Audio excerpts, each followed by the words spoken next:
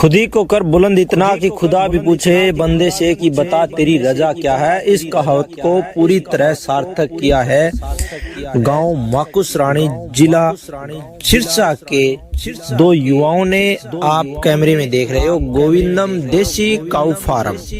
आज हम इसी गाय के फार्म पे पहुंचे हैं। पूरी वीडियो में आपको बताएंगे कि कैसे गोपालन होता है, क्या क्या आपको इस गो फार्म में सुविधाएं देखने को मिलती है और क्या क्या प्रोडक्ट यहाँ पे बनाए जाते हैं, वो भी प्योर शुद्ध देसी गाय के घी से, गाय के दूध से, गाय के दही से।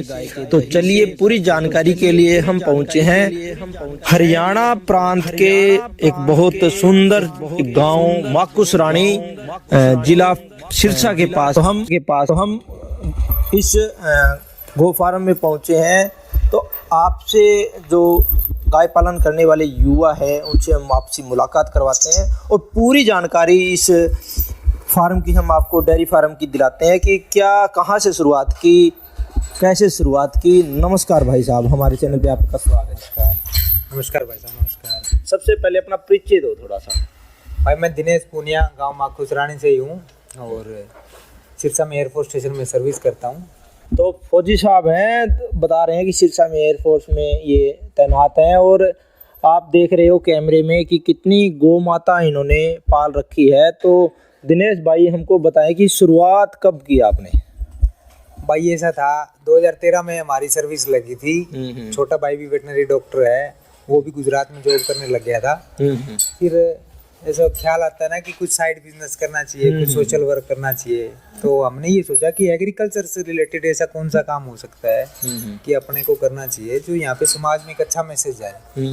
फिर हम दोनों ने डिसाइड किया। 2018 में मेरी सिरसा में पोस्टिंग हो गई थी और भाई भी जॉब छोड़ के बिजनेस के लिए आ गया था। तो हमने सोचा कि यहाँ साहिवाल गाय का फार्म स्टार्ट करते हैं जो एग्रीकल्चर से भी रिलेटेड है और लोकल जो यहाँ पे जो इंफ्रास्ट्रक्चर है ना उसमें भी सूट करता है। दूध की डिमांड अच्छी है और उस टाइम पे क्या था, अमेरिकन गाय का जोर पड़ रहा था। फिर हमने यहाँ पे देसी खाने पीने को उसको प्रमोट करने के लिए हमने साहिवाल पे काम करना स्टार्ट किया था। 2018 में हमने जुलाई में जो अपने घर पे जो पशु थे 5 एनिमल थे वो ला के हमने इसको कमर्शियली इसको स्टार्ट कर दिया था सेटअप को।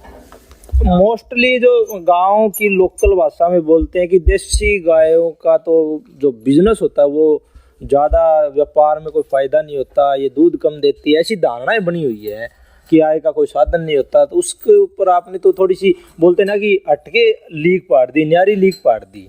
देखो भाई साहब, आमदनी की बात तो है कि स्टार्टिंग में पहले दिन तो अगर देसी गाय यूं है कि कोई ज्यादा इनकम कौन देगी, काम सीखना पड़ेगा। देसी गाय की ब्रीडिंग पर काम करना पड़ेगा, लंबे टाइम पर काम करना पड़ेगा, अपन सीखना पड़ेगा। स्टार्टिंग में तो जो पास ड्राई फूड्स भी अपन खरीदा वो भी कॉस्टली पड़ा कर, तो हरे चारे में भी दिक्कत आया करती, गाय परचेजिंग में भी दिक्कत आया करती। लेकिन जब खुद ने एक्सपीरियंस हो जाए नहीं तो फिर देसी गाय पर की कोई आँख नहीं कि अमेरिकन ही कमा के देवा है, देसी गाय में भी इनकम है। दिनेश भाई ने साफ साफ बताया है कि हमारी एक सोच थी कि हम खेती के संबंधित ही कोई कार्य करें, खेती के साथ साथ जैसे बिजनेस करें तो वो उसके साथ साथ में समाज सेवा भी हो और एक अच्छा मन को संतुष्टि देने वाला कार्य हो। तो इन्होंने साहिवाल नस्ल को चुना और देसी गौमाता की सेवा करनी स्टार्ट की। तो दिनेश भाई आप ये बताएं कि आपने जो स्टार्ट किया वो 4 पशुओं से किया, तो स्टार्टिंग में क्या मुश्किल आई आपको जिनका सामना करना पड़ा और उसको कैसे आपने हैंडल किया। स्टार्टिंग में तो हमें भी एक्सपीरियंस नहीं था, हम भी नए आए थे। जैसे ज़्यादा एनिमल का नॉलेज नहीं था, जैसे घर वाले करते थे उन्हीं का सहारा लेके वो कैसे करते हैं, घर पे कैसे पशु रखते हैं उसी से सीखे। फिर धीरे धीरे भी कौन से पशु में परचेज करेंगे तो बेनिफिट होगा, कैसे ब्रीडिंग पे काम करना है। जैसे बाई वेटनरी डॉक्टर है तो उससे हमें काफ़ी हेल्प मिली क्योंकि डॉक्टर को सारा नॉलेज होता है गाय को कब क्या देना है। ज़्यादा खर्चा बीमारियों पे पशुओं का डॉक्टर के पास जाता है, तो वो आपको फायदा हो गया। नहीं, बीमारी का भी नहीं, क्या होता है डॉक्टर एक क्या होता है कंप्लीट नॉलेज रखता है। आपको कितना खिलाना है, कब खिलाना है, कैसे खिलाना है, कहाँ से बनवाना है। जैसे हम चूरी बनाते हैं, हम स्टार्टिंग से खुद की बनाते हैं। और गाय में जैसे दवाई जैसे ब्याने वाली है तो कब उसको दवाई स्टार्ट करनी है, कौन से टाइम पे क्या देना है, तो उन चीज़ों का बहुत फर्क पड़ता है। अपने आपको जो नॉलेज होता है ना वो ही काम आता है। वो दिनेश भाई ने साफ बताया कि आप प्रैक्टिकल के साथ साथ धीरे धीरे करोगे ना, जैसे जैसे आपको ज़रूरत होगी जिन चीज़ों की वो चीज़ आपके पास उपलब्ध होगी तो ही आप एक अच्छी अपना सेटअप तैयार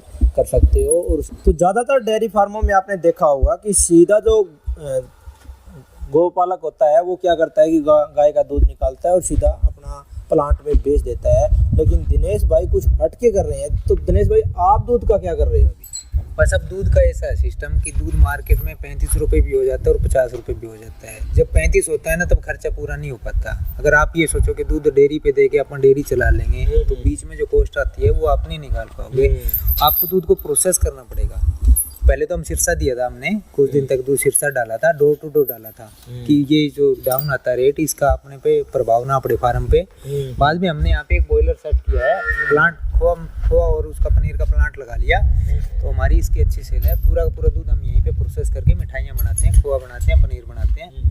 खोए से दूध से बनने वाली जितनी मिठाई है ना वो यहीं से आके ले जाते हैं। उससे क्या है कि दूध का रेट अपने को रेगुलर अपने को अच्छा रेट मिलता जाएगा। और जो प्रॉब्लम्स आती है ना बीच में 2-3 महीने का जो आता है, जैसे सर्दी के टाइम पे दूध मार्केट में सस्ता हो जाता है या गर्मी में तो गवर्नमेंट भी बोनस दे देती है तो लोगों का भी बिक जाता है जो और भी। लेकिन बीच में कुछ टाइम ऐसा आता है 3-4 महीने जब आपका दूध 25-30 रुपए तक चला जाता है। जैसे कोविड में हुआ था, कोविड में काफी लोगों को परेशानी आई थी। जो डेयरी पे दूध डालते थे ना उनका दूध 20 रुपए तक आ गया था। तो कोविड में जितने फार्म स्ट्रगल कर रहे थे वो लगभग बंद हो गए थे। हम कोविड के टाइम भी हम सिरसा में डोर टू डोर डालते थे तो हमारे ऊपर कोई फर्क नहीं पड़ा, उसका अपना दूध लगता गया। और अब हम बाद में यहाँ पे प्लांट लगाने के बाद तो अब कोई दिक्कत ही नहीं है। जितना दूध हम तैयार करते हैं, जितना हमारे पे प्रोडक्शन होता है उतना हम प्रोडक्ट बना के बेचते हैं तो उससे अच्छी इनकम हो जाती है। तब तक दिनेश भाई ने आपको बताया कि दूध का जो ये प्रोडक्ट बना के सेल करते हैं और कभी भी इनको ये दिक्कत नहीं आती कि रेट डाउन हो गए अप हो गए, तो सीधा इनका जो रेट होता है वो प्रोडक्ट का रेट आपके हिसाब से। दूसरा, इसे आप डेयरी फार्म में देख सकते हो कि पानी की बाल्टियां आपको नज़र नहीं आएंगी, लेकिन पानी के छोटे छोटे जो ये गमला टाइप के वॉल है ये आपको जरूर नजर आएंगे। और हर गौ माता के पास में एक आपको ऐसा वॉल मिलेगा जिसमें पानी 24 घंटे उपलब्ध रहता है। ये इन्होंने एक बहुत अच्छा इसमें स्ट्रक्चर बना रखा है कि सीधा जो पानी की डिग्गी है उससे पानी सीधा डायरेक्ट पहुंचता रहता है। तो दिनेश भाई ये क्या स्कीम ला रखी है? ज़्यादातर डेयरियों में ये देखने को नहीं मिलती। भैया डेयरी में सबसे बड़ी प्रॉब्लम आती है ना वो मेन पावर की आती है। आपके पास इतनी इनकम नहीं होती कि आप यहाँ पे 5 लेबर हायर कर सको, क्योंकि अगर 100 गाय है ना तो आप 1 या 2 ही लेबर हायर कर सकते हो 100 एनिमल पे। वो पॉसिबल नहीं है कि उसके ऊपर पूरे दिन बंदा लगा रहे। इसीलिए क्या होता है कि आपको सारा सिस्टम ऑटोमेशन में लेके आना पड़ेगा। ऑटोमेशन में मतलब जैसे पानी है, सबसे मेन रिक्वायरमेंट है कि आप उनको फूल डालना है, पानी चाहिए हर एनिमल को डेली चाहिए, दिन में 2-3 बार चाहिए।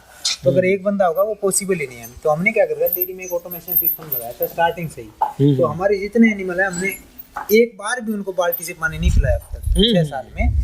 सारा सिस्टम ऑटोमेशन में है। वहाँ से वो टैंक ऊपर वाला वो भरता है, नीचे आता है पानी, नीचे गेट पर लगा हुआ है। और पूरी डेयरी वहाँ भी आप देखोगे जहाँ भी हमने जहाँ भी गमले नहीं बना पाए, जैसे जहाँ गाय ड्रम लगा, ये इसलिए इस पे कॉस्ट नहीं आती। लोग ये सोचते हैं कि ये स्ट्रक्चर बनाने पे या ऑटोमेशन करने पे कॉस्ट आती है। अपना लोकल जुगाड़ लगा दिया। ये हमने 300 रुपए का ड्रम लाया था, उसी को काट के 2 बना ली, ये पाइप से जोड़ दिया। ये ऑटोमेटिक भरा रहता है, जितनी ये बच्चे हैं ये अपने आप जैसे ही चर के आएगी। इनको 24 घंटे पानी अवेलेबल कराया है।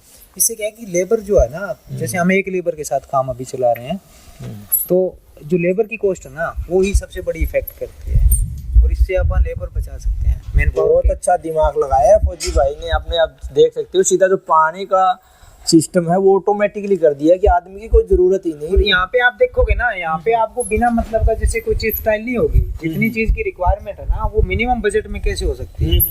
मिनिमम बजट सीधा सा मैं थोड़ा सा दर्शकों के लिए मुद्दे पे आता हूँ कि कोई गोपालन करना चाहता है तो स्टार्टिंग कैसे, कहाँ से क्या? स्टार्टिंग में पहले तो जितना आपने अपने पास फंड होगा ना उसी से काम चलाओ। अगर आप लोन वगैरह से लेके अगर स्टार्टिंग में आप जब तक आपको प्रॉपर नॉलेज नहीं होगा, अगर आप कहीं फंस जाओगे तो डेयरी में उतार चढ़ाव बहुत आते हैं। पहले ज़्यादा लोन वगैरह नहीं लेना है। जितना अपने पास अमाउंट है, चाहे आप 3 गाय लो, 2 गाय लो, 1 गाय लो, 5 लो, जितनी अपनी कैपेसिटी है उसके अंदर अपना काम स्टार्ट करो। क्योंकि आपको पैसा जब तक आप बिजनेस करोगे, ये बिजनेस है, ये दुकान थोड़ी है, ये बढ़ती जाएगी। आपकी 5 से 50 हो जाएगी। जब आपको और पैसा चाहिए मार्केट में लगाने के लिए, उनको संभालने के लिए, तो स्टार्टिंग में ही अपने को लोन नहीं लेना जब तक आपको प्रॉपर नॉलेज नहीं हो जाए। जब तक अपने को ये काम नहीं करना, अपने पैसे से काम करना है। जैसे हमने भी ये स्टार्ट किया था, हमने अभी तक इसके ऊपर कोई ऐसा लोन वगैरह कुछ नहीं लिया था। जैसे जैसे अपने पास फंड रेज होता गया हम इसमें इन्वेस्टमेंट करते गए। जैसे मतलब फंड एरिया जी ये इसी फार्म से किया आपने पूरा? फार्म कर लो या हमारी जो सैलरी वगैरह जो भी सेविंग्स थी अपने उसमें इन्वेस्टमेंट करते गए, कुछ पैसा यहाँ से निकला, कुछ गाय सेल करी। अच्छा, हमें परचेज नहीं करते हैं हम गाय। जैसे आप छोटे बच्चे देख रहे हो, ये यही तैयार करते हो? यही तैयार करते हैं। ये पहली बैंत में बच्चे हैं, ये जाने वाली हैं। अच्छा, थोड़ा सा ये बताएं कि आपके जो गौशाला में स्टार्टिंग जो आप बता रहे थे सबसे बड़ी गाय है, वो उस गाय की भी आपको थोड़ी सी नॉलेज दिला देते हैं, क्योंकि जो मूल होता है ना, मूल जहाँ से इन्होंने शुरुआत की थी और जो आप कैमरे में गाय देख रहे हो, ये वो गौ माता है जो ये गौ माता है वो। ये भाई जब हमने स्टार्ट की थी इसको 6 महीने बाद ही परचेज करी थी हमने, 25,000 रुपये की। और इस गौ माता ने अभी तक मेरे ख्याल से 20 लाख रुपए का दूध दे दिया होगा। अच्छा, 25,000 की स्टार्ट करी थी, 20 लाख का दूध दे दिया। 1 महीने होती है 25 लीटर दूध देती है।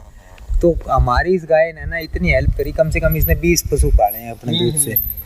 वो बोलते हैं ना कि गाय को हम नहीं पालते, गाय हमको पालती है। इस गाय ने ना, हाँ, ये अगर गाय नहीं होती शायद हम भी बंद करते। हाँ। अब ऐसे पशु अगर 20 है ना, तो आप, मैं चैलेंज करता हूँ कोई आदमी से, कितना ही कहते कि डेयरी नहीं चल सकती, गाय होनी चाहिए अपने पास डेयरी चलाने वाली। दूसरी गाय इसमें 1% कहीं नहीं है, प्योर साहिवाल गाय। अच्छा, तो इसका क्रॉसिंग जो करवाते हो उसका फिर क्या? वो सीमेंस रखते हैं, सीमेंस डॉक्टर से। हमें वो खागड़ वगैरह नहीं रख रखा। हाँ। सभी पे एआई करके रखते हैं। एआई से आप ब्रीड पे ही काम कर, ब्रीड पे काम करना है, जिसको भी करना है। देखो, जब तक अब हम बच्चियां अगर 2-3 लाख की नहीं तैयार कर पाएंगे, 25,000 की बच्ची बेचने में खर्चा आ जाता है उतना। बच्ची अगर तैयार करते हैं 4 साल में बैठती है, तो उसके ऊपर 40,000 रुपये तो कॉस्ट आ जाती है। अगर आप उसको 25,000 में बेचोगे तो कोई इनकम नहीं होगी। तो दिनेश भाई ने बताया जैसे आपको दूध के प्रोडक्ट बनाते हैं, तो उसी का एक आपने छोटी सी यूनिट इसके अंदर लगा रखी है फार्म में। तो दिनेश भाई थोड़ा सा यूनिट विजिट कराएंगे आपको। तो ये क्या लगाया है? ये हमने एक स्टीम बॉयलर लगा रखा है। स्टीम बॉयलर अपनी कैपेसिटी के हिसाब से लगा रखा है, 200 kg का, कि जितना अपने को दूध यहाँ पे तैयार होता है ना, ये लकड़ी लगती है इसमें, लकड़ी से ये स्टीम बना देता है। अच्छा, लकड़ी जलाने से स्टीम बना देता है। अच्छा, ये इसमें भाप से, मतलब भाप से कुआं निकालते हैं, उसकी क्वालिटी बहुत बढ़िया होती है। अच्छा। और ये तो आप देख रहे हो ज़्यादातर गैस वगैरह यूज होती है, तो वो यहाँ पे सीधा जो प्रोडक्ट बनता है दिनेश भाई का, वो बनता है भाप से। आप इसमें ये ऑटोमेटिक केटल लगी हुई है। इसमें क्या करना है, अपने को जैसे शाम को दूध निकला, जिस भी भाई का ऑर्डर आया है, जैसे पनीर का ऑर्डर आया तो इसमें दूध डाल देते हैं, गर्म होके उसमें पनीर बना देते हैं। खोए का ऑर्डर है तो खोए बना देते हैं, बर्फी का ऑर्डर है तो बर्फी बना देते हैं। अच्छा। और ऑन ऑर्डर पे आप तैयार कर देते हो? हाँ, जैसे 5 kg से कम ऑर्डर के आपको ऑर्डर नहीं देना पड़ेगा। 5 kg से कम तो अपने को अवेलेबल रहती है, लेकिन हम ये कोशिश करते हैं कि जो भी आए भाई ताजा मिले। अच्छा। क्योंकि अगर जैसे हमारे पास आज ऑर्डर नहीं है तो हम उसको घी के लिए दूध रख देते हैं, घी बना देते हैं। जैसे आपने बताया कि ऑर्डर ऑन ऑर्डर पे बना देते, तो किसी भाई को ऑर्डर करना तो कितने दिन पहले आपको बोले? पहले दिन बता देगा, एक दिन पहले आपको बता देगा। जितनी क्या होता है कि पहले अगर ऑर्डर लगा होगा, अगर ऑर्डर नहीं लगा होगा तो जो एक दिन पहले बता दे। कई बार जैसे सीजन होता है, जैसे आजकल घी का और खोए पनीर का सीजन चल रहा है, जैसे हर घर में जमाना लाए, तो आपने जितना खो है नहीं वो सारों, जैसे आज जितना स्टॉक सुबह ही चले गए, तो यहाँ कि अब शाम में अगर कोई आओगे तो फिर सुबह तो मिल जाए, लेकिन कि 2 आगे इकट्ठा तो फिर अगर 2 दिन पहले बताए हुआ है। अब ऐसे लोग है ना आस पड़ोस में जो जान पहचान के हैं, वो ऐसे कोई इमरजेंसी वाली चीज तो है नहीं है, तो वो 2-3 दिन पहले बता देते हैं कि हमें ये सामान चाहिए। ऑन ऑर्डर पे आप प्रोडक्ट मंगवा सकते हो, बनवा सकते हो। All India delivery, all India delivery. जहाँ तक आप देख रहे हो, शुद्धता के लिए हम यहाँ पहले इसी चीज के लिए हम यहाँ पहुंचे थे कि शुद्धता कि कितना ध्यान रखा जाता है। ये आप देख रहे हो गोविंदम देसी गाय फार्म, खोआ पनीर ये बनाते हैं, और गांव माकुसरानी है सिरसा। ये प्रॉपर एड्रेस पे हम पहुंचे हैं जहाँ पे ये प्रोडक्ट आपके बनते हैं। और बिल्कुल ऑर्डर के लिए कॉन्टैक्ट नंबर आपको स्क्रीन के ऊपर भी दे दिए जाएंगे। और जो आप लाइव भी आप चेक करके बताओ कैसी क्वालिटी। लाइव हम आपको जरूर चेक करेंगे कि कैसी इनकी क्वालिटी रहती है। जो आप खोआ देख रहे हो, जो बिल्कुल दानेदार, जिसको आप भी चेक करो भैया।